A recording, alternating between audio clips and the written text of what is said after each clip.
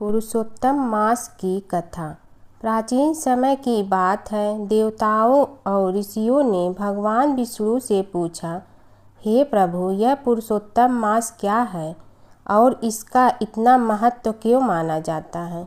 तब भगवान विष्णु बोले, सभी महीनों में एक अतिरिक्त मास आता है जिसे लोग मलमास कहकर तुच्छ समझते थे। उस मास का कोई स्वामी नहीं था, इसलिए वह बहुत दुखी रहता था। अपमान सहते सहते वह भगवान विष्णु के पास पहुंचा और रो कर बोला, हे प्रभु, सब लोग मेरा तिरस्कार करते हैं, मेरा कोई सम्मान नहीं करता है। भगवान विष्णु को उस मास पर दया आ गई। उन्होंने कहा, आज से मैं स्वयं तुम्हारा स्वामी हूँ। मेरा नाम पुरुषोत्तम है, इसलिए अब तुम्हें पुरुषोत्तम मास कहा जाएगा। जो मनुष्य इस मास में स्नान, दान, व्रत, कथा और भगवान का भजन करेगा, उसे अनेक यज्ञों के समान पुण्य मिलेगा। तभी से यह मास अत्यंत पवित्र माना जाने लगा। इस महीने में भगवान विष्णु की पूजा, गीता पाठ, दान, पुण्य और व्रत करने का विशेष महत्व है। ऐसा करने से मनुष्य के पाप नष्ट होते हैं और घर में सुख समृद्धि आती है। प्राचीन काल की बात है। एक नगर में धर्मपाल नाम का एक निर्धन किंतु अत्यंत धर्मनिष्ठ व्यक्ति रहता था। वह न तो अधिक पूजा पाठ जानता था और न ही उसके पास धन था, परंतु उसके हृदय में भगवान विष्णु के प्रति अपार श्रद्धा थी। प्रतिदिन प्रातः स्नान कर भगवान विष्णु का स्मरण करता और तुलसी दल अर्पित करता। तब भी वह हरि नाम का जाप करता रहता। एक दिन किसी कारणवश वह पूजा न कर सका। मन में ग्लानि हुई और रात को उसने भगवान विष्णु से क्षमा याचना की। उसी रात उसे स्वप्न में विष्णु ने दर्शन दिए और कहा, हे भक्त, जो भी व्यक्ति श्रद्धा से मेरा स्मरण करता है, मैं उसके सभी पाप हर लेता हूँ। भक्ति में विधि नहीं, भाव प्रधान होता है। कुछ समय बाद धर्मपाल के जीवन की सभी कठिनाइयाँ दूर हो गई। उसके घर में सुख, शांति और समृद्धि आ गई। अंत समय में उसे वैकुंठ लोक की प्राप्ति हुई। विष्णु भगवान की कथा। एक नगर में एक सेठ व एक सेठानी रहते थे और सेठानी रोज विष्णु भगवान की पूजा करती थी। सेठ को उसका पूजा करना बिल्कुल अच्छा नहीं लगता था। इसी वजह से एक दिन सेठ ने सेठानी को घर से निकाल दिया। घर से निकलने पर वह जंगल की ओर गई तो देखा 4 आदमी मिट्टी खोदने का काम कर रहे थे। उसने कहा कि मुझे नौकरी पर रख लो। उन्होंने उसे रख लिया, लेकिन मिट्टी खोदने से सेठानी के हाथों में छाले पड़ गए और उसके बाल भी उड़ गए। वह आदमी कहते हैं कि बहन, लगता है तुम किसी अच्छे घर की महिला हो। तुम्हें काम करने की आदत नहीं है। तुम एक काम रहने दो और हमारे घर का काम कर लिया करो। वह चारों आदमी उसे अपने साथ घर ले गए और वह 4 मुट्ठी अनाज लाते और सभी बांट कर खा लेते। एक दिन सेठानी ने कहा कि कल से 8 मुट्ठी अनाज लाना। अगले दिन वह 8 मुट्ठी अनाज लाए और सेठानी पड़ोसन से आग मांग लाई। उसने भोजन बनाया, विष्णु भगवान को भोग लगाया, फिर सभी को खाने को दिया। सारे भाई बोले कि बहन, आज तो भोजन बहुत स्वादिष्ट बना है। सेठानी ने कहा कि भगवान का जूठा है तो स्वाद तो होगा ही। सेठानी के जाने के बाद सेठ भूखा रहने लगा और आस पड़ोस के सारे लोग कहने लगे कि ये तो सेठानी के भाग्य से खाता था। एक दिन सेठ अपनी सेठानी को ढूंढने चल पड़ा। उसने ढूंढते हुए वह भी उस जंगल में पहुंच गया जहां वह चारों आदमी मिट्टी खोद रहे थे। सेठ ने उन्हें देखा तो कहा कि भाई, मुझे भी काम पर रख लो। उन आदमियों ने उसे काम पर रख लिया, लेकिन मिट्टी खोदने से उसके भी हाथों में छाले पड़ गए और बाल उड़ने लगे। उसकी यह हालत देख चारों बोले कि तुम्हें काम की आदत नहीं है, तुम हमारे साथ चलो और हमारे घर में रह लो। सेठ उन चारों आदमियों के साथ उनके घर चला गया और जाते ही उसने सेठानी को पहचान लिया, लेकिन सेठानी घूंघट में थी तो सेठ को देख नहीं पाई। सेठानी ने सभी के लिए भोजन तैयार किया और हर रोज की भांति विष्णु भगवान को भोग लगाया। उसने उन चारों भाइयों को भोजन परोस दिया, लेकिन जैसे ही वह सेठ को भोजन देने लगी तो विष्णु भगवान ने उसका हाथ पकड़ लिया। भाई बोले कि बहन, ये तुम क्या कर रही हो? वह बोली, मैं कुछ नहीं कर रही हूँ, मेरा हाथ तो विष्णु भगवान ने पकड़ लिया है। भाई बोले, हमें भी विष्णु भगवान के दर्शन कराओ। उसने भगवान से प्रार्थना की तो विष्णु जी प्रकट हो गए। सभी ने दर्शन किए। सेठ ने सेठानी से क्षमा मांगी और सेठानी को साथ चलने को कहा। भाइयों ने अपनी बहन को बहुत सा धन देकर विदा किया। जब सेठानी के साथ सेठ भी भगवान विष्णु की पूजा करने लगा और उनके परिणाम से उनका घर अन्न धन से भर गया है। माता सीता की कथा। यह कहानी सीता माता कहती थी और श्री राम इसे सुना करते थे। एक दिन श्री राम भगवान को किसी काम के लिए बाहर जाना पड़ा तो सीता माता कहने लगी कि भगवान, मेरा तो 12 वर्ष का नित्य नियम है। अब आप बाहर जाएंगे तो मैं अपनी कहानी किसे सुनाऊंगी? श्री राम ने कहा कि तुम कुएं की पाल पर जाकर बैठ जाना और वहां जो औरतें पानी भरने आएंगी उन्हें अपनी कहानी सुना देना। सीता माता कुएं की पाल पर जाकर बैठ जाती हैं। एक स्त्री आई, उसने रेशम की जड़ी की साड़ी पहन रखी थी और सोने का घड़ा ले रखा था। सीता माता उसे देख कहती हैं कि बहन, मेरा 12 वर्ष का नित्य सुन लो। पर वह स्त्री बोली कि मैं तुम्हारा नित्य सुनूंगी तो मुझे घर जाने में देरी हो जाएगी और मेरी सास मुझसे लड़ेंगी। उसने कहानी नहीं सुनी और चली गई। उसकी रेशम जड़ी की साड़ी फट गई।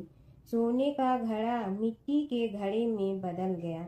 सास ने देखा तो पूछा कि ये किसका दोष अपने सिर लेकर आ गई है? बहू ने कहा कि कुएं पर एक औरत बैठी थी। उसने कहानी सुनने के लिए कहा, लेकिन मैंने सुनी नहीं, जिसका यह फल मिला है।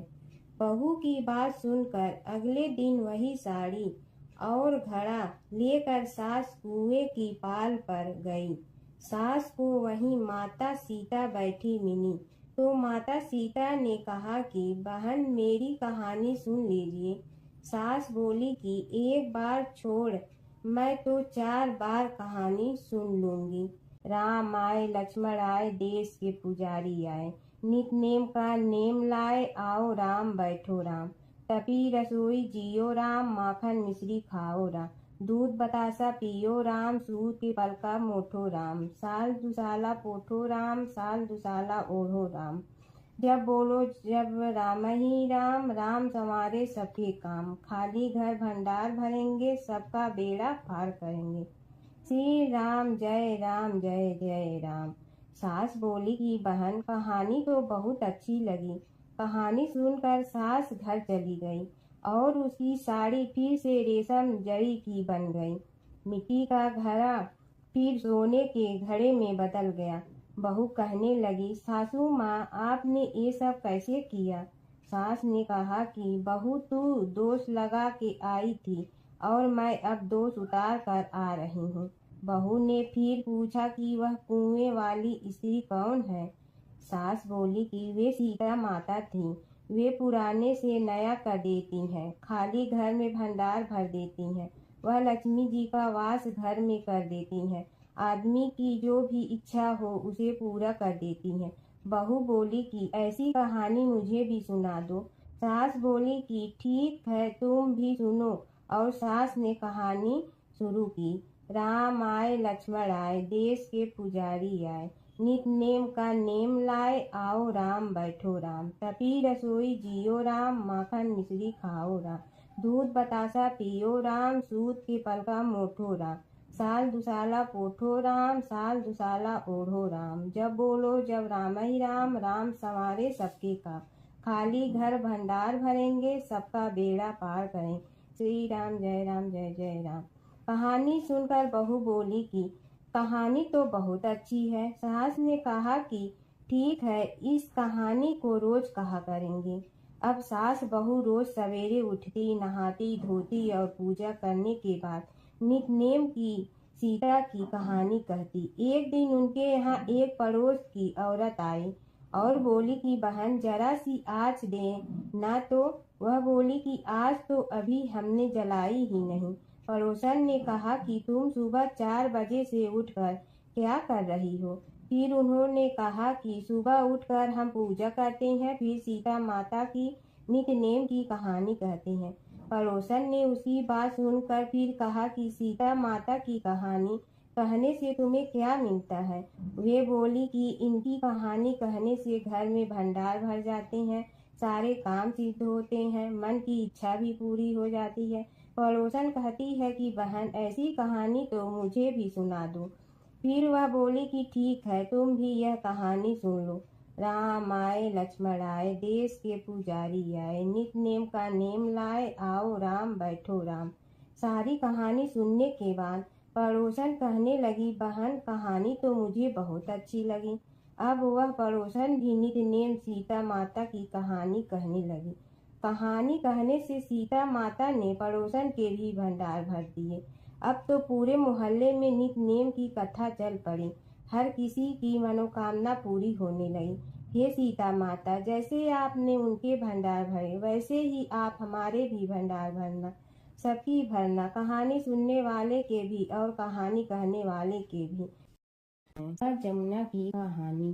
प्राचीन समय में एक गांव था जिसमें 2 बहनें रहा करती थी। एक बहन का नाम गंगा था तो दूसरी बहन का नाम जमुना था।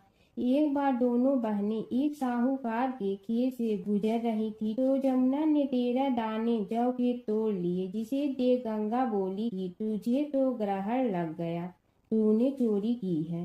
इस पर जमुना बोली कि अब मेरा ग्रहण कैसे धुलेगा? गंगा ने कहा कि तुझे 12 साल तक साहूकार के यहाँ नौकरी करनी पड़ेगी, तभी तेरा पाप धुलेगा और ग्रहण से मुक्ति मिलेगी।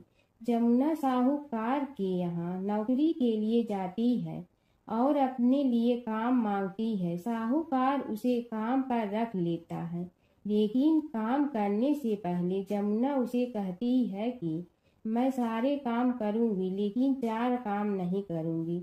जूठे बर्तन नहीं मांजूंगी, झाड़ू नहीं लगाऊंगी, बिस्तर नहीं बिछाऊंगी और दिया नहीं जलाऊंगी। 12 साल के बाद कुंभ का मेला लगा तो साहूकारनी भी कुंभ नहाने जाने लगी। जमुना ने उसे जाते देख कहा कि कुंभ के मेले में मेरी बहन गंगा मिलेगी तो उसे यह सोने का टक्का दे देना, इससे वह अपने हाथों में सुंदर चूड़ियां पहन लेगी। साहूकारनी ने कुंभ के मेले में गंगा को वह सोने का टका दे दिया। गंगा ने उनसे वह टका लेते हुए कहा कि मेरी बहन को कहना कि उसके 12 वर्ष पूरे हो गए हैं, अब वह वहां वापिस आ जा। साहूकार व साहूकारनी वापिस घर आए तब जमुना मटके में पानी भर रही थी। दोनों जमुना से बोले कि हमने सोने का वह टका तेरी बहन गंगा को दे दिया था और उसने कहा है कि तेरे 12 वर्ष पूरे हो गए हैं, इसलिए अब तुम वापिस जाओ। यह समाचार सुनते ही जमुना सहस्त्र धारा में बदल गई और बहने लगी। जमुना जी का यह रूप देखकर साहूकार और साहूकारनी परेशान हो गई थी। हमारे घर में जमुना माता ने काम किया, हमें तो अब ग्रहण लग गया है, हम यह ग्रहण कैसे उतारेंगे? जमुना भागकर गंगा माता के पास चली गई। गंगा ने जमुना से पूछा कि तुम साहूकारनी से कुछ कहकर आई हो या ऐसे ही बिना बताए आ गई?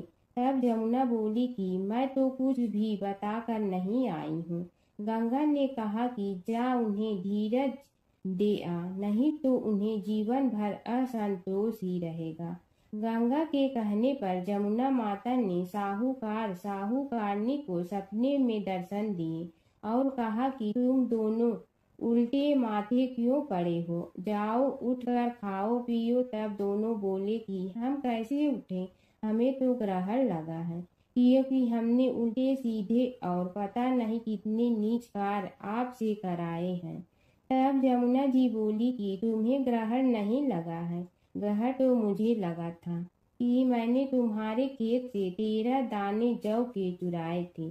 मैं तो अपना ग्रहण उतारने तुम्हारे घर आई थी। मेरा ग्रहण तुम्हारे घर में 12 वर्ष तक रहने से उतर गया है और मेरी मुक्ति हो गई है। जमुना जी ने कहा कि तुम्हें कोई ग्रहण नहीं लगा है, उल्टे मेरे 12 वर्ष तक यहाँ रहने से तुम्हारी भी मुक्ति हो गई है। यह कहकर जमुना जी स्वप्न से चली गई। दोनों उठकर देखते हैं कि उनके घर में पहले से भी अधिक धन हो गया है। हे जमुना माता, जैसे आपने साहूकार व साहूकारनी की मुक्ति कराई, वैसे ही आप अपने सभी भक्तों की करना। नगर बसेरे की कहानी। किसी गांव में एक भाट व एक जाट रहता था। दोनों में घनिष्ठ मित्रता थी। एक बार जाट अपनी बहन के घर जाने को तैयार हुआ तो भाट अपनी ससुराल जाने को तैयार हुआ। दोनों साथ चल पड़े तो रास्ते में रुककर एक कुएं की मुंडेर पर बैठ गए। जाट ने भाट से कहा कि नगर बसेरा कर लेते हैं। इस पर भाट बोला कि तू ही नगर बसेरा कर ले, मैं तो अपनी ससुराल जा रहा हूँ, वहाँ खूब खातिर होगी मेरी, तू कर ले नगर बसेरा। जाट वहीं कुएं के पास बैठ पानी की घंटी और चावल का दाना लेकर नगर बसेरा करने लगा। नगर बसेरा करने के साथ जाट कहने लगा कि नगर बसेरा जो करे सो मल धोवे पाँव, ताता माड़ा तापसी देगी मेरी माँ, माँ देगी मावशी तेगी द्वारका का वास, मीठा मीठा घास वृंदावन का वास, 5 कुल्ठी छठी रास मेरी जीवड़ो श्री कृष्ण के पास, डालू पानी हो जाए घी झट से निकल जाए मेरा जी। यह सब कर कर के वह जाट बहन के पास चल पड़ा। जाट की बहन ने भाई के आने पर उसकी खातिर की खी बूरा के साथ भाई को जिमाया। दोनों ने बैठकर ढेर सारी बातें की। इधर भाट अपने ससुराल पहुंचा तो वहां आग लगी हुई थी। आग बुझाने वह भी लग गया, जिसमें हाथ मुंह भी काले हो गए और खुद भी थोड़ा सुलझ गया। ना रोटी ना पानी के लिए ही किसी ने पूछा। एक पड़ोसन आई तो उसने भाट की सास को कहा कि जमाई आया है, जरा उस आओ भगत कर लो। बुढ़िया बोली कि सब कुछ तो जल गया है, अब कहाँ से आओ भगत करूं। तब पड़ोसन ने ही भाट को एक रोटी के साथ छाछ दी। उसने वही खाकर गुजारा किया। शाम को दोनों फिर घर की ओर चल पड़े और रास्ते में मिल गए और एक दूसरे का हाल पूछा। भाट बोला कि मेरी ससुराल में तो आग लगी हुई थी, आग बुझाते मैं खुद काला हो गया हूँ, ना रोटी मिली ना पानी। जाट बोला कि मेरी तो बहुत खातिर हुई। फिर बोला कि मैंने कहा था ना कि नगर बसेरा कर ले, आ अब कर ले, लेकिन भाट ने फिर मना कर दिया। कहने लगा कि चाहे रोटी दे या न दे, तेरी तो माँ है, दही चूरमा का पेड़ा धरा पाएगा। भाट ने फिर नगर बसेरा नहीं किया। जाट ने कर लिया नगर बसेरा, जो करे सो मल धोए पाँव, ताता माड़ा तापसी देगी मेरी माँ, माँ देगी मावशी देगी द्वारका का वास, मीठा मीठा घास वृंदावन का वास, 5 कुल्ठी छठी रास मेरा जीवड़ो श्री कृष्ण के पास, डालू पानी हो जाए घी झट से निकल जाए मेरा जी। करके वह चल पड़ा। घर पहुँचते ही जाट की मावशी ने बहुत लाड प्यार किया। उधर भाट घर गया तो उसकी भैंस खो गई थी। बाप एक लाठी रखे तो दूसरी उठाए और कहने लगा कि ससुराल गया तो आग लगा दी, अब यहाँ आया तो भैंस खो दी। बाप ने कहा कि पहले भैंस लेकर आ, तभी रोटी पानी मिलेगा। सारा दिन भाट भैंस ढूंढता रहा, लेकिन उसे भैंस नहीं मिली। जाट और भाट की मुलाकात फिर से बाजार में हो गई। जाट ने भाट के हाल चाल पूछे तो भाट बोला कि आते ही भैंस खो गई, बस उसी दिन से भैंस ढूंढ रहा हूँ। रोटियां का तो पूछो ही मत। जाट ने कहा कि मैंने तो पहले ही कहा था कि नगर बसेरा कर ले। जाट की बात सुनकर भाट बोला कि तेरे नगर बसेरे में इतनी ताकत है तो चल अब कर लेते हैं। दोनों ने बैठकर नगर बसेरा किया। नगर बसेरा जो करे सो मल धोवे पाँव, ताता माड़ा तापसी देगी मेरी माँ। माँ देगी मौसी देगी द्वारका का वास, मीठा मीठा घास वृंदावन का वास। पाँच कुल्ठी छठी रास मेरा जीवड़ो श्री कृष्ण के पास। डालू पानी हो जाए घी, झट से निकल जाए मेरा जी।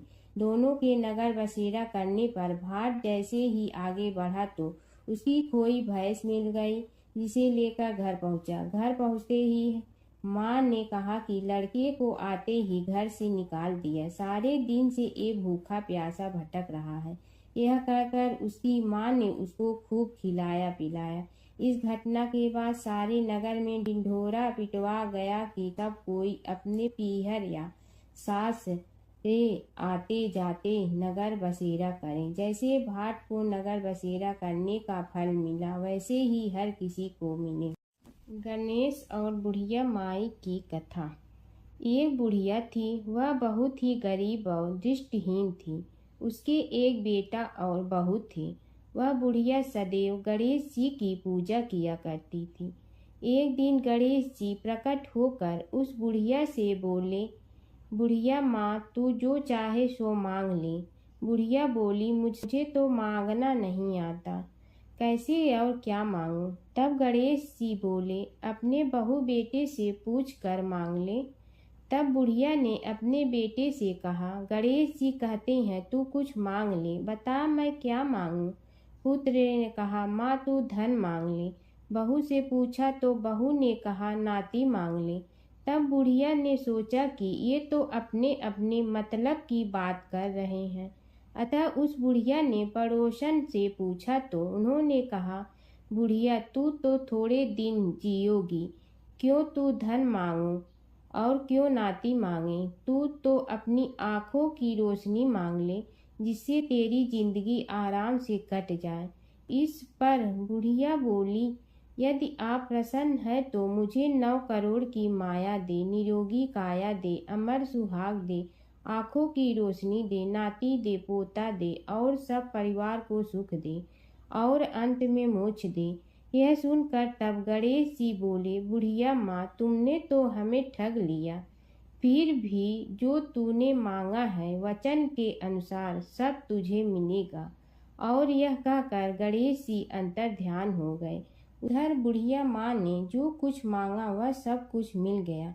हे गणेश जी महाराज, जैसे तुमने उस बुढ़िया माँ को सब कुछ दिया वैसे ही सबको देना। बुढ़िया माई को मुक्ति दी तुलसी माता की कथा। एक बुढ़िया माई तुलसी जी को सींचती और कहती कि हे तुलसी माता, सत की दाता, मैं तेरा बिडला सींचती हूँ, मुझे बहू दे, पीताम्बर की धोती दे, मीठा मीठा घास दे, बैकुंठा में वास दे, चटक की चाल दे, पटक की मोद दे, चंदन का काठ दे, रानी सा राज दे, दाल भात का भोजन दे, 11 की मौत दे, कृष्ण जी का कंधा दे। तब तुलसी माता यह सुनकर सूखने लगी तो भगवान ने पूछा कि हे तुलसी, तुम क्यों सूख रही हो। तुलसी माता ने कहा कि एक बुढ़िया रोज आती है और यही बात कह जाती है, मैं सब बात तो पूरा कर दूंगी, लेकिन कृष्ण का कंधा कहाँ से लाऊंगी। तो भगवान बोले, जब वो मरेगी तो मैं अपने आप कंधा दे आऊँगा, तू बुढ़िया माई से कह देना। जब बुढ़िया माई मर गई सब लोग आ गए।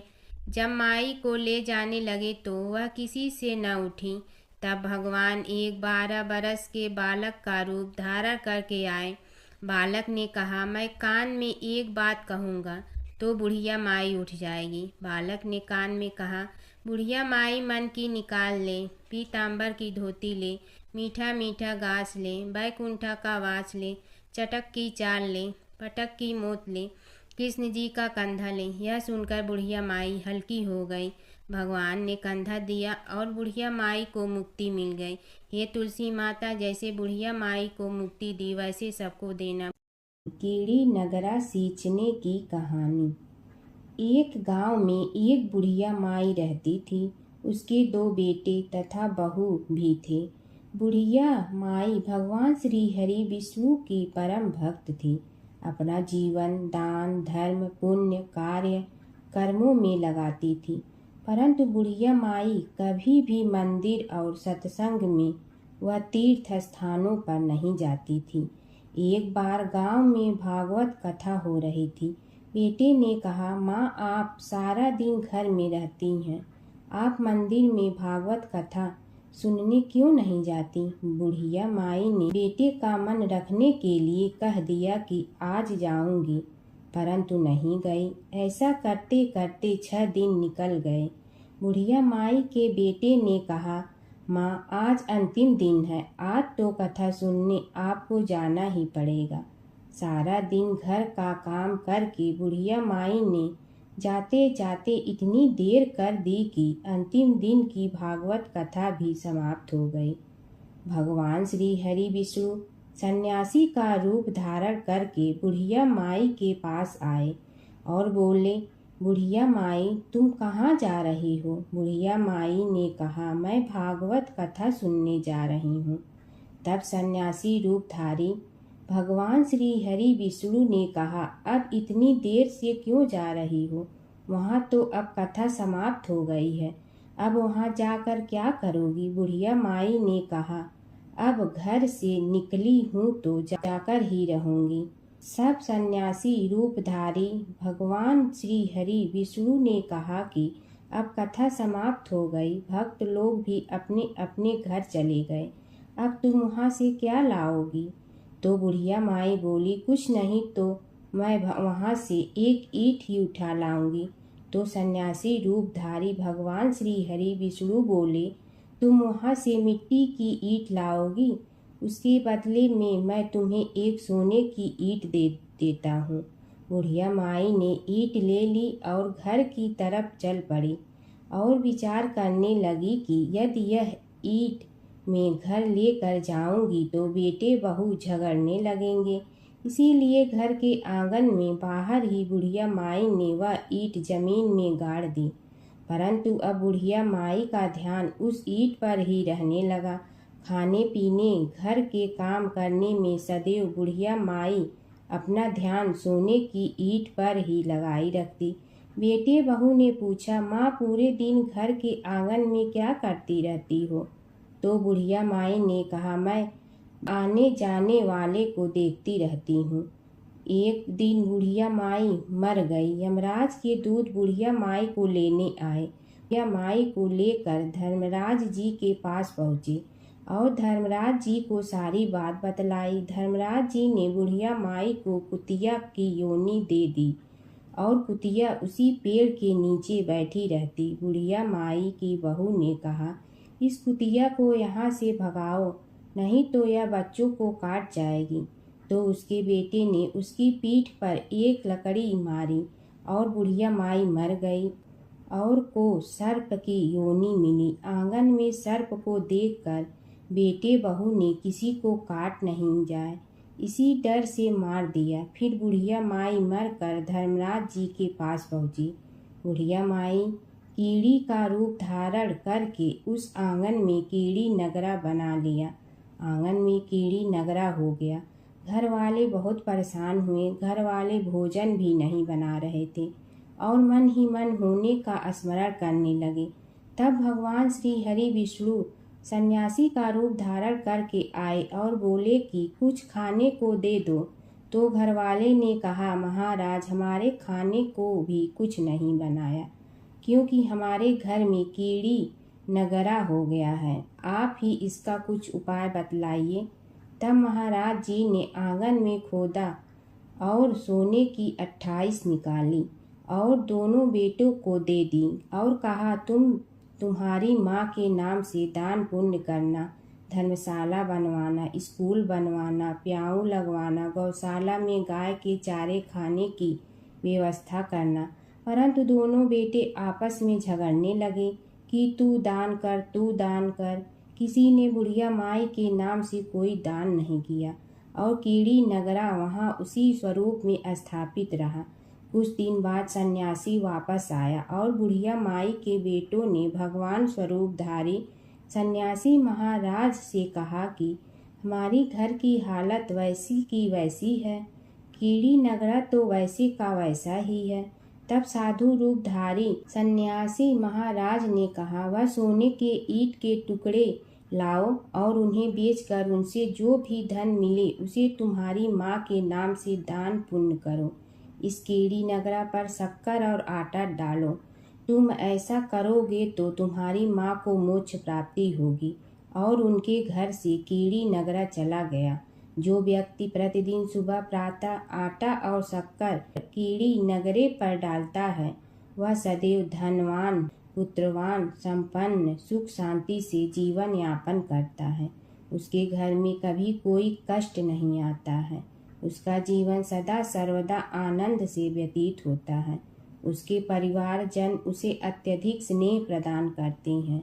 कीड़ी नगरा प्रतिदिन सींचने से जुड़ी नगरी की कहानी सुनने से, दान पुण्य व धर्म कार्यों में रुचि लगाने से जीवन उत्तम हो जाता है। धर्मराज जी की कथा। दो सेठानियाँ थीं। एक के घर में धन बहुत था पर वह कंजूस थी। दूसरी के पास धन थोड़ा कम था पर मन से वह बहुत अमीर थी।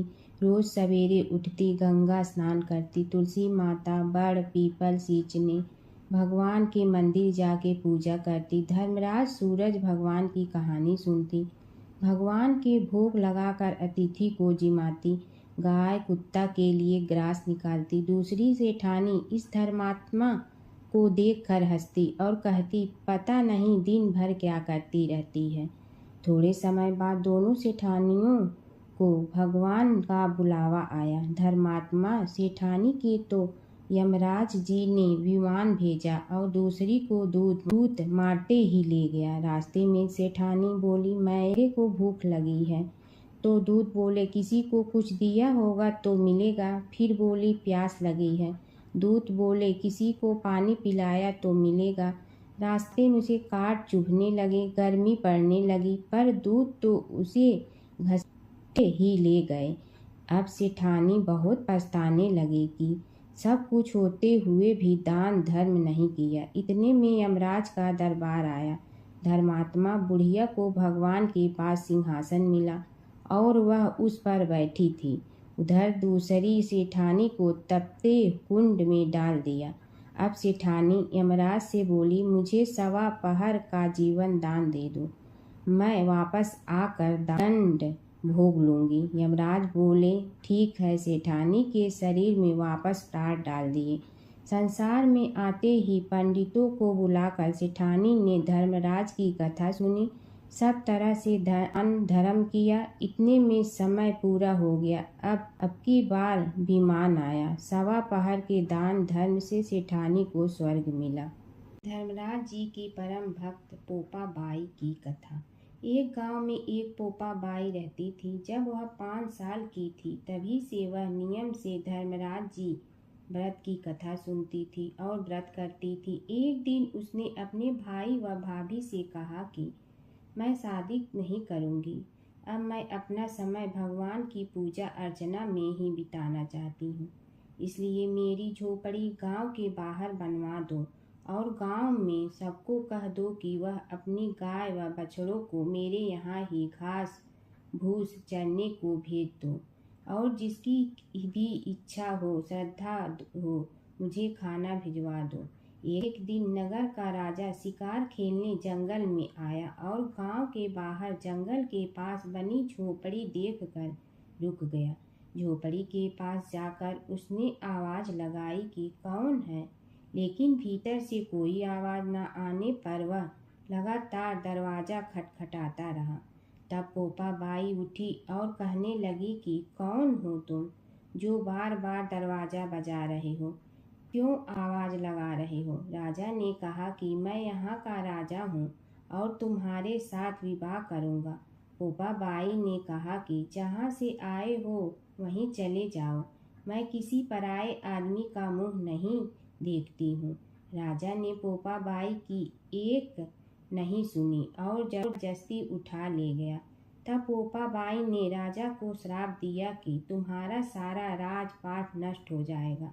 महल में आने पर राजा की रानियों ने सारी बात सुनकर राजा से अनुरोध किया कि पोपा बाई को वहीं वापस छोड़ आओ।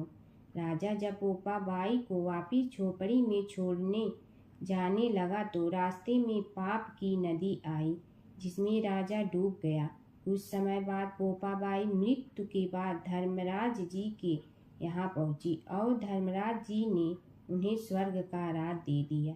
एक बार एक सेठ व सेठानी मृत्यु लोक से स्वर्ग लोक आए तो उसके द्वार बंद देखकर वह धर्मराज जी से द्वार खोलने का आग्रह करते हैं।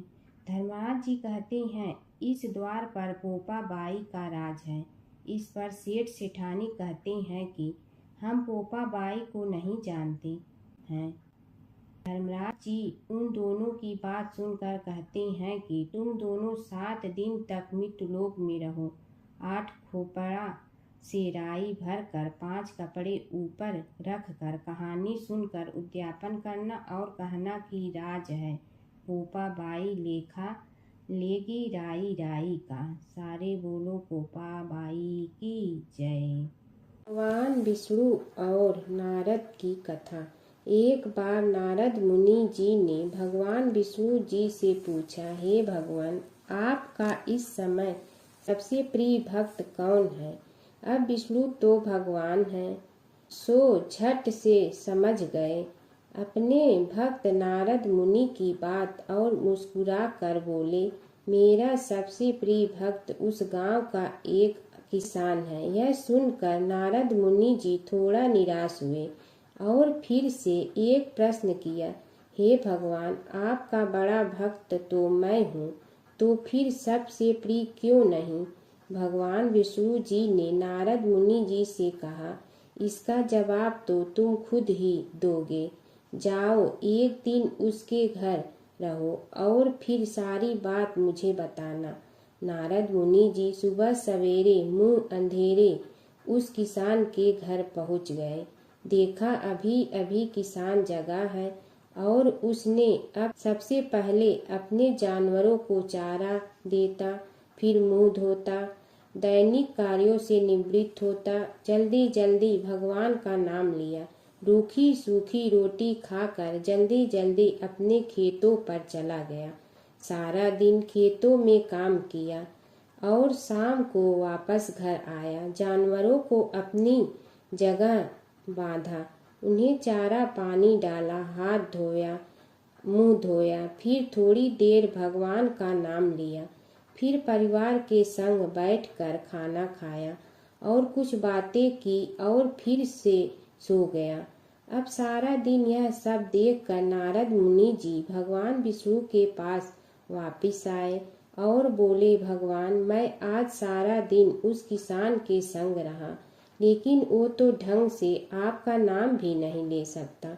उसने थोड़ी देर सुबह, थोड़ी देर शाम को और भी जल्दी जल्दी आपका ध्यान किया और मैं तो 24 घंटे सिर्फ आपका ही नाम जपता हूँ। क्या आपका सबसे प्रिय भक्त वो गरीब किसान ही है। भगवान विष्णु जी ने नारद की बात सुनकर कहा, अब इसका जवाब भी तुम मुझे खुद ही देना। और भगवान विष्णु जी ने एक कलश अमृत से भरा नारद मुनि को थमाया और बोले, इस कलश को लेकर तुम तीनों लोकों की परिक्रमा कर के आओ, लेकिन ध्यान रहे अगर एक बूंद भी अमृत नीचे गिरा तो तुम्हारी सारी भक्ति और पुण्य नष्ट हो जाएगी। नारद मुनि तीनों लोकों की परिक्रमा करके जब भगवान विष्णु के पास वापस आए तो खुश होकर बोले, भगवान मैंने एक बूंद भी अमृत नीचे नहीं गिरने दिया। विष्णु भगवान ने पूछा, और इस दौरान तुमने मेरा नाम कितना बार लिया, मेरा स्मरण कितनी बार किया? तो नारद बोले, अरे भगवान जी, मेरा तो सारा ध्यान इस अमृत पर था, फिर आपका ध्यान कैसे करता? भगवान विष्णु ने कहा, हे नारद, देखो उस किसान को, वो अपना कर्म करते हुए भी नियमित रूप से मेरा स्मरण करता है, क्योंकि जो अपना कर्म करते हुए भी मेरा जाप करे वो ही मेरा सबसे प्रिय भक्त है। तुम तो सारे दिन खाली बैठे ही जप करते हो, और जब तुम्हें कर्म दिया तो मेरे लिए तुम्हारे पास समय ही नहीं था। तो नारद मुनि सब समझ गए और भगवान के चरण पकड़ कर बोले, हे भगवान, आपने मेरा अहंकार तोड़ दिया, आप धन्य हैं। प्राचीन काल की बात है। नैमिषारण्य क्षेत्र में ऋषि, महर्षि और साधु संतों का समाज जुड़ा था। उसमें श्री सूत जी भी विद्यमान थे। शौनक जी ने उनकी सेवा में उपस्थित होकर निवेदन किया कि हे अज्ञान रूप घोर तिमिर को नष्ट करने में करोड़ों सूर्यों के समान प्रकाशमान श्री सूत जी हमारे कानों के लिए अमृत के समान जीवन प्रदान करने वाले कथा तत्व का वर्णन कीजिए। हे सूत जी, हमारे हृदयों में ज्ञान के प्रकाश की वृद्धि तथा भक्ति, वैराग्य और विवेक की उत्पत्ति जिस कथा से हो सकती हो वह हमारे प्रति कहने की कृपा कीजिए। शौनक जी की जिज्ञासा से सूत जी बड़े प्रसन्न हुए। पुरातन इतिहासों के स्मरण से उनका शरीर पुलकायमान हो रहा था। वे कुछ देर उसी स्थिति में विराजमान रहकर कुछ विचार करते रहे और अंत में बोले, शौनक जी, इस विषय में आपके चित्त में बड़ी जिज्ञासा है। आप धन्य हैं जो सदैव ज्ञान की प्राप्ति में तत्पर रहते हुए विभिन्न पुराण कथाओं की जिज्ञासा रखते हैं। आज मैं आपको ज्ञान के परम स्रोत रूप श्री गणेश जी का जन्म कर्म रूप चरित्र सुनाऊंगा। गणेश जी से ही सभी ज्ञानों, सभी विद्याओं का उद्भव हुआ है। अब आप सावधान चित्त से विराजमान हो। श्री गणेश जी के ध्यान और नमस्कार पूर्वक उनका चरित्र श्रवण करें। नमस्तस्मै गणेशाय ब्रह्मा विद्या प्रदायिनी यनागस्त्यसमः साक्षात विघ्न सागर सोषणे। कैसे हैं वे श्री गणेश जो सभी प्रकार की ब्रह्म विद्याओं को प्रदान करने वाले, अर्थात ब्रह्मा के सगुण और निर्गुण स्वरूप पर प्रकाश डालने और जीव ब्रह्मा का अभेद प्रतिपादन करने वाली विद्याओं के दाता हैं। वे विघ्नों के समुद्रों को महर्षि अगस्त के समान शोषण करने में समर्थ हैं, इसलिए उनका नाम विघ्न सागर शोषक के नाम से प्रसिद्ध है। मैं उन भगवान श्री गणेश जी को नमस्कार करता हूँ। प्रथम पूजा के अधिकारी श्री गणेश जी, यह कहकर सूत जी कुछ समय के लिए मौन हो गए और फिर बोले, शौनक जी, भगवान गणेश जी ही सर्वप्रथम पूजा प्राप्ति के अधिकारी हैं। किसी भी देवता की पूजा करो, पहले उनकी पूजा करो। शौनक जी ने निवेदन किया, हे भगवान, हे सूत, सर्वप्रथम यह बताने की कृपा कीजिए कि गणेश जी को प्रथम पूजा का अधिकार किस प्रकार प्राप्त हुआ। इस विषय में मेरी बुद्धि मोह को प्राप्त हो रही है कि सृष्टि रचयिता ब्रह्मा जी, पालन करता भगवान नारायण और संहार करता शिव जी में से किसी को प्रथम पूजा का अधिकारी क्यों नहीं माना गया। यह त्रिदेव ही तो सबसे बड़ा देवता माने जाते हैं। सूत जी ने कहा, शौनक जी, यह भी एक रहस्य ही है। देखो, अधिकार मांगने से नहीं मिलता, इसके लिए योग्यता होनी चाहिए। संसार में अनेकों देवी देवताएं पूजे जाते हैं। पहले जो जिसका इष्ट देव होता है वह उसी की पूजा किया करता है। इससे बड़े देवताओं के महत्व में कमी आने की आशंका उत्पन्न हो गई। इस कारण देवताओं में परस्पर विवाद होने लगा। वे उसका निर्णय प्राप्त करने के लिए शिव जी के पास पहुँचे और प्रणाम करके पूछने लगे, प्रभु, हम सब में प्रथम पूजा का अधिकारी कौन है? शिव जी सोचने लगे कि किसे प्रथम पूजा का अधिकारी माने। तभी उन्हें एक युक्ति सूझी। बोले, देवगण, इसका निपटारा बातों से नहीं तथ्यों से होगा। इसके लिए एक प्रतियोगिता रखनी होगी, शिव की परिक्रमा करने की प्रतियोगिता। देवगण उनका मुख देखने लगे, शंकित हृदय से सोचने लगे कि कैसी प्रतियोगिता रहेगी। यह शिव जी ने उनके मन के भाव ताड़ लिए, इसलिए सांत्वना भरे शब्दों में बोले, घबराओ मत, कोई कठिन परीक्षा नहीं ली जाएगी। बस इतना ही कि सभी अपने अपने वाहनों पर चढ़कर संसार की परिक्रमा करो और फिर यहाँ लौट आओ। जो पहले लौटेगा वही सर्वप्रथम पूजा का अधिकारी होगा। अब क्या देर थी, सभी अपने अपने वाहन पर चढ़कर दौड़ पड़े। किसी का वाहन गजराज था तो किसी का सिंह, किसी का भैंसा तो किसी का मृग, किसी का हंस तो किसी का उल्लू, किसी का अश्व तो किसी का श्वान। अभिप्राय यह है कि वाहनों को विविधता के दर्शन उस समय जितने भले प्रकार से हो सकते थे उतने अन्य समय में नहीं। सबसे गया बीता वाहन गणेश जी का था मूषक, उससे चूहा भी कहते हैं। ऐसे वाहन के बल भरोसे इस प्रतियोगिता में सफल होना तो क्या, सम्मिलित होना भी हास्यास्पद है। गणेश जी ने सोचा, छोड़ो, क्या होगा प्रतियोगिता में भाग लेने से, हम तो यहाँ बैठे रहकर ही तमाशा देखेंगे। वे बहुत देर तक विचार करते रहे। अंत में उन्हें एक युक्ति सूझी। शिव जी स्वयं ही जगदाता हैं, यह संसार उन्हीं का प्रतिबिंब है, तब क्यों न इन्हीं की परिक्रमा कर ली जाए। इनकी परिक्रमा करने से ही संसार की परिक्रमा हो जाएगी। ऐसा निश्चय कर उन्होंने मूषक पर चढ़कर शिव जी की परिक्रमा की और उनके समक्ष जा पहुँचे। शिव जी ने कहा, तुमने परिक्रमा पूर्ण कर ली? उन्होंने उत्तर दिया, जी हाँ। शिव जी सोचने लगे कि इसे तो यहीं घूमते हुए देखा, फिर परिक्रमा कैसे कराया। देवताओं का परिक्रमा करके लौटना आरंभ हुआ और उन्होंने गणेश जी को वहां बैठे देखा तो माथा ठनक गया। फिर भी साहस करके बोले, अरे तुम विश्व की परिक्रमा के लिए नहीं गए? गणेश जी ने कहा, अरे मैं कब का यहाँ आ गया। देवता बोले, तुम्हें तो कहीं भी नहीं देखा।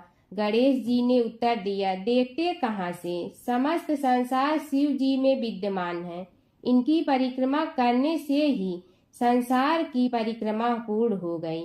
सूत जी बोले, शौनक, इस प्रकार गणेश जी ने अपनी बुद्धि के बल पर ही विजय प्राप्त कर ली। उनका कथन सत्य था, इसलिए कोई विरोध करता भी तो कैसे। बस उसी दिन से गणेश जी की प्रथम पूजा होने लगी। सूत जी बोले, हे शौनक जी, यह एक तथ्य है कि गणेश जी ही उसके पात्र हैं।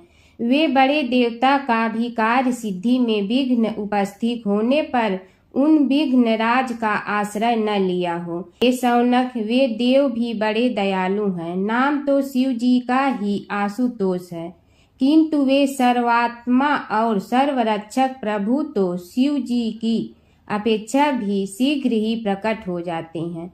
उनका भक्त कभी किसी संकट में नहीं पड़ता।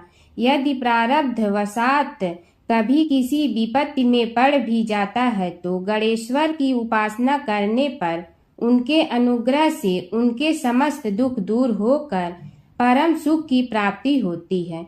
शौनक ने कहा, हे सूत जी, हे महाभाग, हे प्रभु, मैं गणेश जी के विभिन्न चरित्रों का अध्ययन करना चाहता हूँ, तो मुझे बताइए कि किस ग्रंथ का अवलोकन करूँ।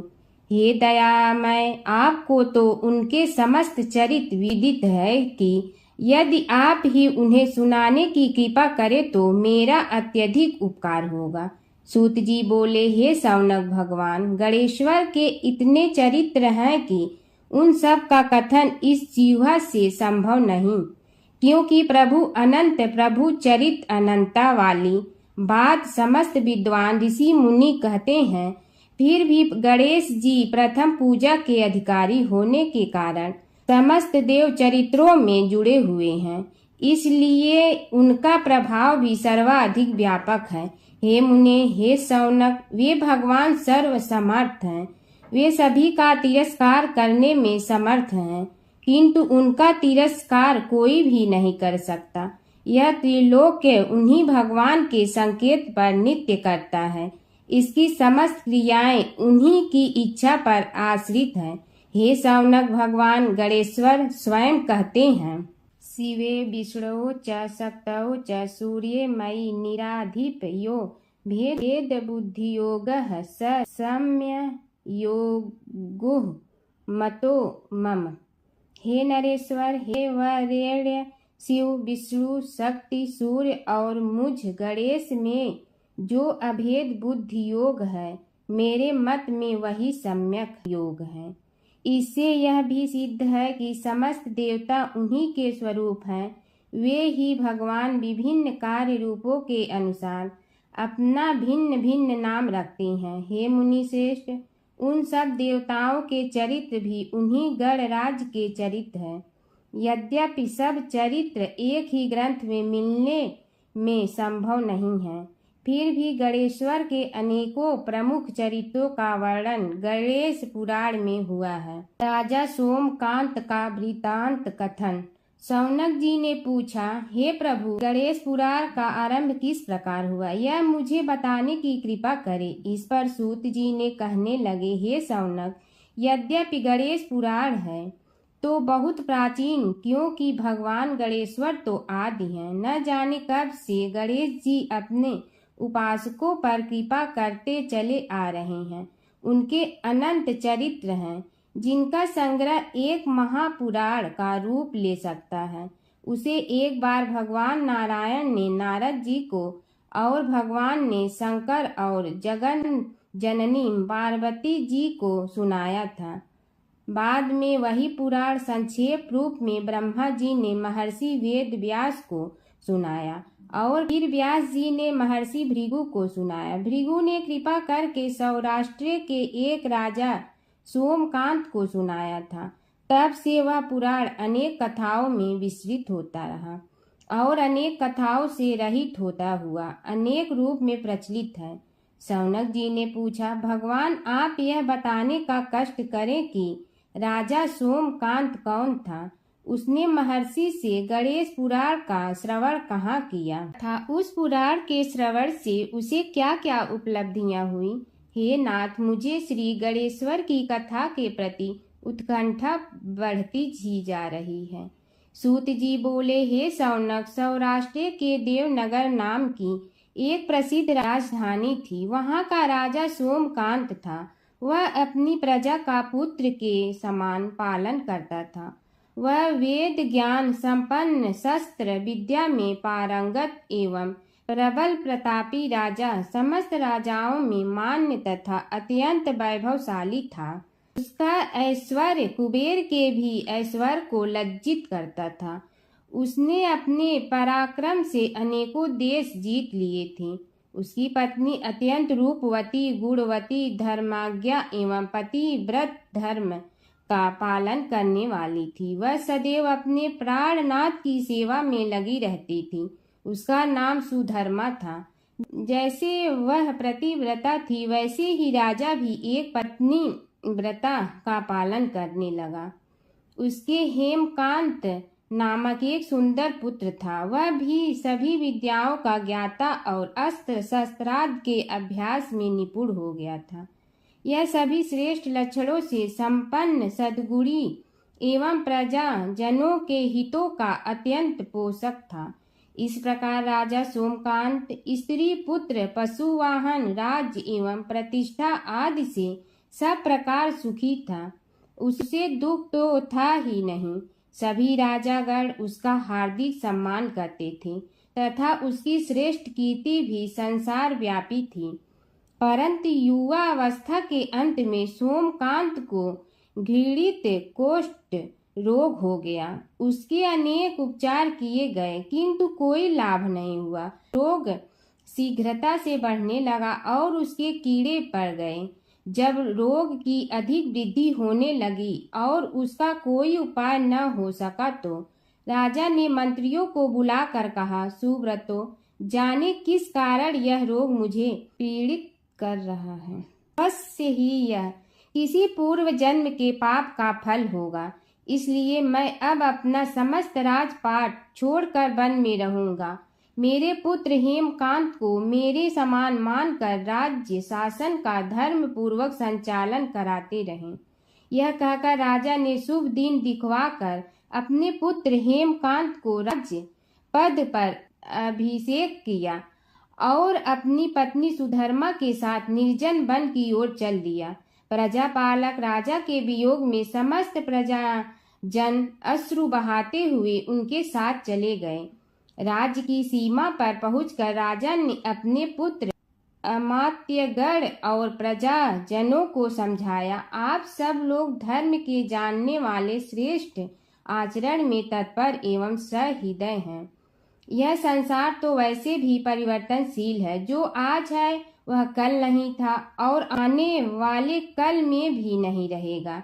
इसलिए मेरे जाने से दुख का कोई कारण नहीं है। मेरे स्थान पर मेरा पुत्र सभी कार्यों को करेगा। इसलिए आप सब उसके अनुशासन में रहते हुए उसे सदैव सम्मान करते रहें। फिर पुत्र से कहा, बेटा, यह स्थिति सभी के समझ आती रही है। हमारे पूर्व पुरुष भी परंपरागत रूप से वृद्धावस्था आने पर वन में जाते रहे हैं। मैं कुछ समय पहले ही वन में जा रहा हूँ तो कुछ पहले या पीछे जाने में कोई अंतर नहीं पड़ता। यदि कुछ वर्ष बाद जाऊं तब भी मोह का त्याग करना ही होगा। इसलिए हे वत्स, तुम दुखित मत हो और मेरी आज्ञा मानकर राज्य शासन को ठीक प्रकार चलाओ। ध्यान रखना, क्षत्रिय धर्म का कभी त्याग न करना और प्रजा को सदा सुखी रखना। इस प्रकार राजा सोमकांत ने सभी को समझा बुझाकर वहां से वापस लौट आया और स्वयं अपनी पतिव्रता भार्या के साथ वन में प्रवेश किया। पुत्र हेमकांत के आग्रह से उसने सुबल और ज्ञान गम्य नामक 2 आत्माओं को भी साथ ले लिया। उन सब ने एक समतल एवं सुंदर स्थान देखकर वहां विश्राम किया। तभी उन्हें एक मुनि कुमार दिखाई दिया। राजा ने उससे पूछा, तुम कौन हो, कहाँ रहते हो? यदि उचित समझो तो मुझे बताओ। मुनि बालक ने कोमल बाणी में कहा, मैं महर्षि भृगु का पुत्र हूँ। मेरा नाम च्यवन है। हमारा आश्रम निकट में ही है। अब आप भी अपना परिचय दीजिए। राजा ने कहा, मुनि कुमार, आपका परिचय पाकर मुझे बड़ी प्रसन्नता हुई। मैं सौराष्ट्र के देवनगर नामक राज्य का अधिपति रहा हूँ। अब अपने पुत्र को राज्य देकर मैंने अरण्य की शरण ली है। मुझे कुष्ठ रोग अत्यंत पीड़ित किए हुए हैं। उसकी निवृत्ति का कोई उपाय करने वाला हो तो कृपा कर मुझे बताइए। मुनि कुमार ने कहा, मैं अपने पिताजी से अपना वृतांत कहता हूँ, फिर वे जैसा कहेंगे आपको बताऊंगा। यह कहकर मुनि बालक चला गया और कुछ देर में ही आकर बोला, राजन, मैंने आपका वृतांत अपने पिताजी को बताया। उनकी आज्ञा हुई है कि आप सब मेरे साथ आश्रम में चलकर उनसे भेंट करें, तभी आपके रोग के विषय में भी विचार किया जाएगा। राजा सोमकांत के पूर्व जन्म का वृत्तांत भृगु द्वारा वर्णन। राजा अपनी पत्नी और अमात्यों के सहित च्यवन के साथ साथ भृगु आश्रम में जा पहुंचा। और उन्हें प्रणाम कर बोला, हे भगवान, हे महर्षि, मैं आपकी शरण हूँ, आप मुझ कुष्ठी पर कृपा कीजिए। महर्षि बोले, राजन, यह तुम्हारे किसी पूर्व जन्म कृत पाप का ही उदय हो गया है। इसका उपाय मैं विचार करके बताऊंगा। आज तो तुम सब स्नान आदि से निवृत्त होकर रात्रि विश्राम करो। महर्षि की आज्ञा अनुसार सबने स्नान भोजन आदि के उपरांत रात्रि व्यतीत की और प्रातः काल स्नान आदि नित्य कर्मों से निवृत्त होकर महर्षि की सेवा में उपस्थित हुए। महर्षि ने कहा, राजन, मैंने तुम्हारे पूर्व जन्म का वृतांत जान लिया हूँ और यह भी विदित कर लिया है कि किस पाप के फल से तुम्हें इस रोग की प्राप्ति हुई है। यदि तुम चाहो तो उसे सुना दूं। राजा ने हाथ जोड़कर निवेदन किया, बड़ी कृपा होगी मुनिनाथ, मैं उसे सुनने के लिए उत्कंठित हूँ। महर्षि ने कहा, तुम पूर्व जन्म में एक धनवान वैश्य के लाडले पुत्र थे। वह वैश्य विंध्याचल के निकट कौलहार नामक ग्राम में निवास करता था। उसकी पत्नी का नाम सुलोचना था। तुम उसी वैश्य दंपत के पुत्र हुए। तुम्हारा नाम कामद था। तुम्हारा लालन पालन बड़े लाड चाव से हुआ। उन्होंने तुम्हारा विवाह एक अत्यंत सुंदरी वैश्य कन्या से कर दिया था, जिसका नाम कुटुम्बिनी था। यद्यप तुम्हारी भार्या सुशीला थी और तुम्हें सदैव धर्म में निरत देखना चाहती थी, किंतु तुम्हारा स्वभाव वासनांध होने के कारण दिन प्रतिदिन उज्जवल होता जा रहा था। किंतु माता पिता भी धार्मिक थे, इसलिए उनके सामने तुम्हारी उज्ज्वलता दबी रही। परंतु माता पिता की मृत्यु के बाद तुम निरंकुश हो गए और अपनी पत्नी की बात भी नहीं मानते थे। तुम्हें अनाचार में प्रवृत्त देखकर उसे दुख होता था, तो भी उसका कुछ बस न चलता था। तुम्हारी उन्मत्तता चरम सीमा पर थी। अपनों से भी द्वेष और क्रूरता का व्यवहार किया करते थे। हत्या आदि कराते थे। तुम्हारे लिए सामान्य बात हो गई। पीड़ित व्यक्तियों ने तुम्हारे विरुद्ध राजा से पुकार की। अभियोग चला और तुम्हें राज्य की सीमा से भी बाहर चले जाने का आदेश हुआ। तब तुम घर छोड़कर किसी निर्जन वन में रहने लगे। उस समय तुम्हारा कार्य लोगों को लूटना और हत्या करना ही रह गया। एक दिन माध्याह्न काल था। गुणवर्धक नामक एक विद्वान ब्राह्मण उधर से निकला। बेचारा अपनी पत्नी को लिवाने के लिए ससुराल जा रहा था। तुमने उस ब्राह्मण युवक को पकड़कर लूट लिया। प्रतिरोध करने पर उसे मारने लगे तो वह चित्कार करने लगा, मुझे मत मार, मत मार, देख मेरा दूसरा विवाह हुआ है। मैं पत्नी को लेने के लिए जा रहा हूँ। किंतु तुम तो क्रोधवश में ऐसे लीन हो रहे थे कि तुमने उसकी बात सुनकर भी नहीं सुनी। जब उसे मारने लगे तो उसने श्राप दे दिया, अरे हत्यारे, मेरी हत्या के पाप से तो सहस्त्र कल्प तक घोर नरक भोगोगे। तुमने उसकी कोई चिंता न की और सिर काट लिया। राजन, तुमने ऐसी ऐसी एक नहीं बल्कि अनेक निरीह हत्याएं की थी, जिनकी गणना करना भी पाप है। इस प्रकार इस जन्म में तुमने घोर पाप कर्म किए थे, किंतु बुढ़ापा आने पर जब अशक्त हो गए तब तुम्हारे साथ जो क्रूर कर्मा थे वे भी किनारा कर गए। उन्होंने सोच लिया कि अब तो इसे खिलाना भी पड़ेगा, इसलिए मरने दो यहीं। अमोघ प्रभाव गणेश उपासना का कथन। राजन, अब तुम निरालंब थे, चल फिर तो सकते ही नहीं थे। भूख से पीड़ित रहने के कारण रोगों ने भी घेर लिया। उधर से जो कोई निकलता तुम्हें घृणा की दृष्टि से देखता हुआ चला जाता। तब तुम आहार की खोज में बड़ी कठिनाई से चलते हुए एक जीर्ण शीर्ण देवालय में पहुंचा। उसमें भगवान गणेश्वर की प्रतिमा विद्यमान थी। तब न जाने किस पुण्य के उदय होने से तुम्हारे मन में गणेश जी के प्रति भक्ति भाव जागृत हुआ। तुम निराहार रहकर उनकी उपासना करने लगे। उससे तुम्हें सब कुछ मिला और रोग भी कम हुआ। राजन, तुमने अपने साथियों की दृष्टि बचाकर बहुत सा धन एक स्थान पर गाड़ दिया था। अब तुमने उस धन को उसे देवालय के जीर्णोद्धार में लगाने का निश्चय किया। शिल्पी बुलाकर उस मंदिर को सुंदर और भव्य बनवा दिया। इस कारण कुख्याति सुख्याति में बदलने लगी। फिर यथा समय तुम्हारी मृत्यु हुई। यमदूतों ने पकड़कर तुम्हें यमराज के समक्ष उपस्थित किया। यमराज तुमसे बोले, जीव, तुमने पाप और पुण्य दोनों ही किए हैं और दोनों का ही भोग तुम्हें भोगना है, किंतु पहले पाप का फल भोगना चाहते हो पुण्य का। इसके उत्तर में तुमने प्रथम अपने पुण्य कर्मों के भोग की इच्छा प्रकट की और इसीलिए उन्होंने तुम्हें राजकुल में जन्म लेने के लिए भेज दिया। पूर्व जन्म में तुमने भगवान गणाध्यक्ष का सुंदर एवं भव्य मंदिर बनवाया था, इसलिए तुम्हें सुंदर देह की प्राप्ति हुई। यह कहकर महर्षि भृगु कुछ रुके। उन्होंने देखा कि राजा को इस वृतांत पर शंका हो रही है। तभी महर्षि के शरीर में असंख्य विकराल पक्षी उत्पन्न होकर राजा की ओर झपटे।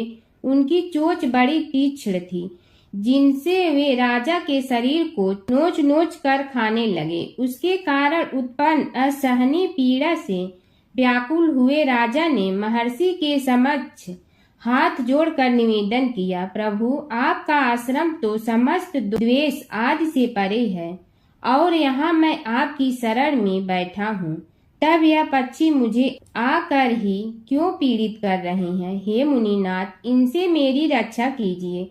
महर्षि ने राजा के अंतर्वचन सुनकर सांत्वना देते हुए कहा, राजन, तुमने मेरे वचनों में शंका की थी और जो मुझ सत्यवादी के कथन में शंका करते हैं, उसे खाने के लिए मेरे शरीर से इसी प्रकार पक्षी प्रकट हो जाते हैं, जो कि मेरे हुंकार करने पर भस्म हो जाया करते हैं। यह कर महर्षि ने हुंकार की और तभी वे समस्त पक्षी भस्म हो गए। राजा श्रद्धावनत होकर उनके समक्ष अश्रुपात करता हुआ बोला, प्रभु, अब आप पाप से मुक्त होने का उपाय कीजिए। महर्षि ने कुछ विचार कर कहा, राजन, तुम पर भगवान गणेश्वर की कृपा सहज रूप से है और वे ही प्रभु तुम्हारे पापों को भी दूर करने में समर्थ हैं। इसलिए तुम उनके पाप नाशक चरित्रों का श्रवण करो।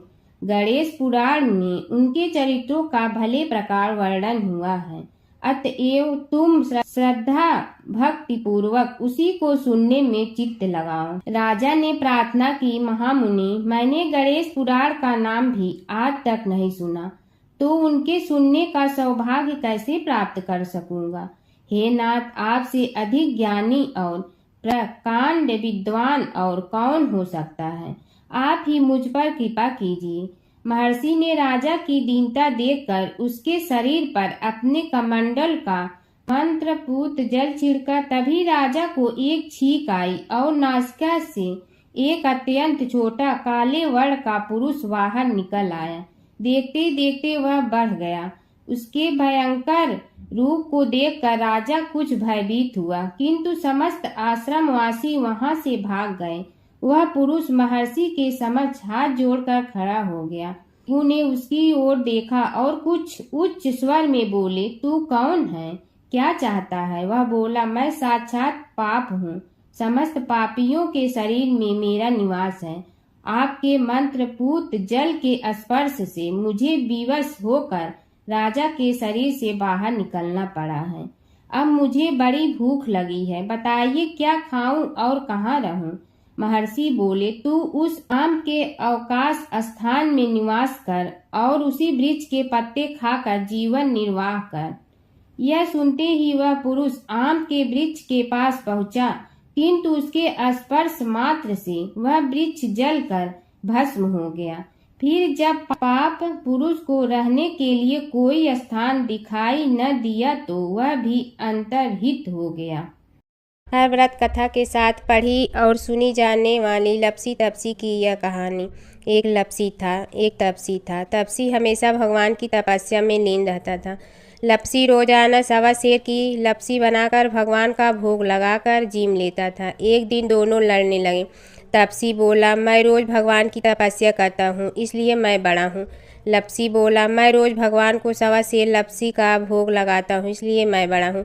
नारद जी वहाँ से गुजर रहे थे। दोनों को लड़ता देखकर उनसे पूछा कि तुम क्यों लड़ रहे हो। तपसी ने खुद के बड़ा होने का कारण बताया और लपसी ने अपना कारण बताया। नारद जी बोले, तुम्हारा फैसला मैं करूँगा। दूसरे दिन लपसी और तपसी नहाकर अपनी रोज की भक्ति करने आए तो नारद जी ने छुपकर 1.25 करोड़ की एक एक अंगूठी उन दोनों के आगे रख दी। तपसी की नज़र उस अंगूठी पर पड़ी जो उसने चुपचाप अंगूठी उठाकर अपने नीचे दबा ली। तब लपसी की नज़र अंगूठी पर पड़ी, लेकिन उसने ध्यान नहीं दिया। भगवान को भोग लगाकर लपसी खाना खाने लगा।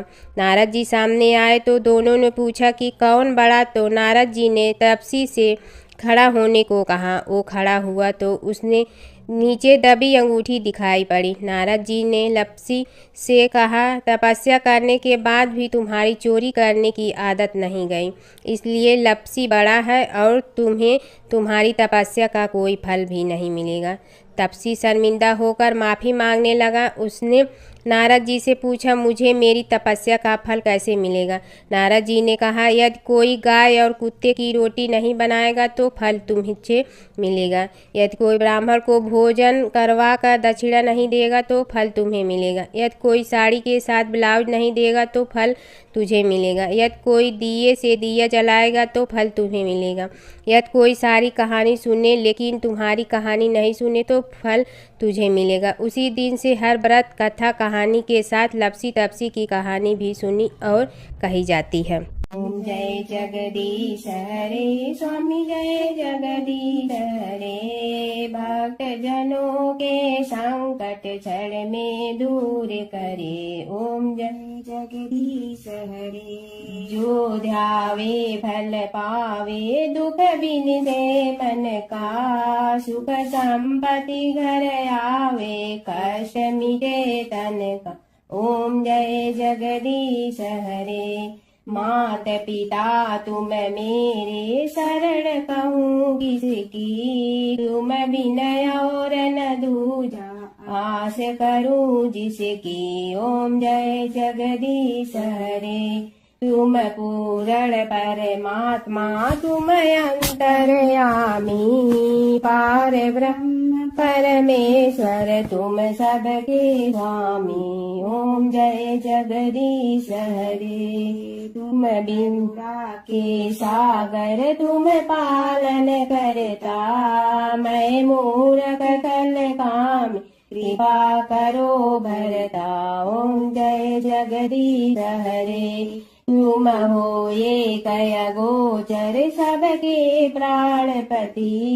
किस विधि मिलूं दया में, तुमको मैं कुमति। ओम जय जगदीश हरे। दीन बंधु दुख हरता, तुम रक्षक मेरे। अपने हाथ उठाओ, द्वार पड़ा तेरे। ओम जय जगदीश हरे। विषय विकार मिटा, पाप हरो देवा। श्रद्धा भक्ति बढ़ाओ, संतन की सेवा। ओम जय जगदीश हरे।